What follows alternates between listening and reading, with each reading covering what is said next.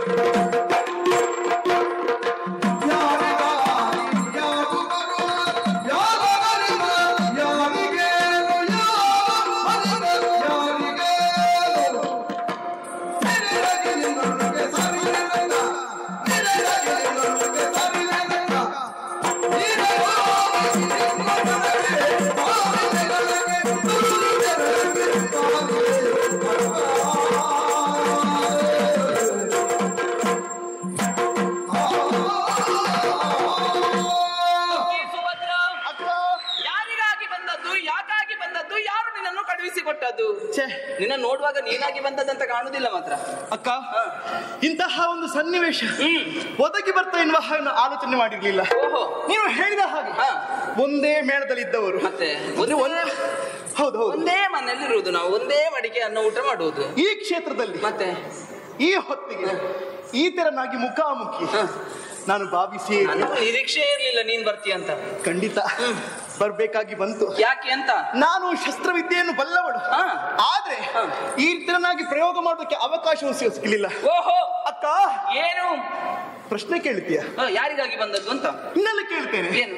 ನೀನು ಯಾರಿಗಾಗಿ ಬಂದದ್ದು? ನಾನು ನನ್ನ ಪತಿಗಾಗಿ ಬಂದದ್ದು. ನಾನು ಹಾಗೆ ನನ್ನ ನೀರಿಗಾಗಿಯೇ ಬಂದದ್ದು. ನಾನು ಅಲ್ಲಿ ಬಂದದ್ದಾಯ್ತು. ಈಗ ಕಲಿಸಿದ್ದು ಯಾರು, ಯಾಕೆ ಬಂದದ್ದಂತಾಯ್ತು, ಬಂದದ್ದಾಯ್ತು. ಹೌದು, ಯಾಕೆ ಬಂದದ್ದು ಗೊತ್ತಾಗಿಲ್ವಾ ಅಕ್ಕ? ಅವರವರ ತಲೆಯ ಮೇಲೆ ಅವರವರ ಕೈ, ಅವರವರ ಸುಖ ದುಃಖಕ್ಕೆ ಅವರವರೇ ಹೊಣೆ. ನಾನು ಬಂದದ್ದು ಯಾಕೆ? ಅಲ್ಲಿ ಯಾವತ್ತು ನೀನು ಈ ರೀತಿ ಎಲ್ಲ ಮಾತಾಡಿದವಳಲ್ಲಿ ಇವತ್ತೇನಾಗಿದೆ? ಕಾರಣ ಉಂಟು. ಏನೇ? ನಾನು ಬಂದಿರುವುದು ಬಂದದ್ದು ರಣಕ್ಕಾಗಿ, ಪಾರ್ಥನ ಪಕ್ಷದಿಂದ ಅಂತ. ಯಾರಲ್ಲಿ ಯುದ್ಧ ಮಾಡ್ಲಿಕ್ಕೆ? ನಿನ್ನಲ್ಲಿ. ಹೌದೇ? ಏನೇ ಇದು?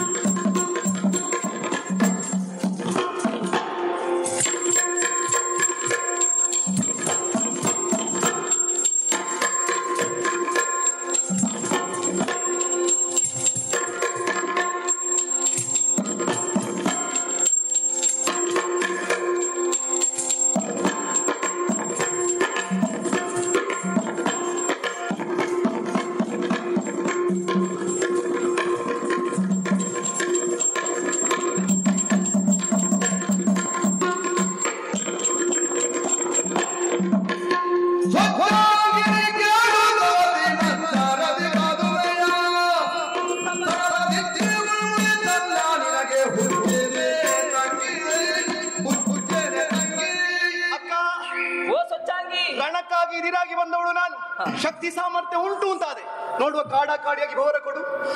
ನಾನಕ್ಕ ನಿನ್ ತಂಗಿ, ಅದೇ ಹೇಳುದು. ನೆನಪಿರ್ಲಿ ಸ್ವಲ್ಪ. ಇರ್ಲಿ. ಸವತಿಯರು ನಾವು.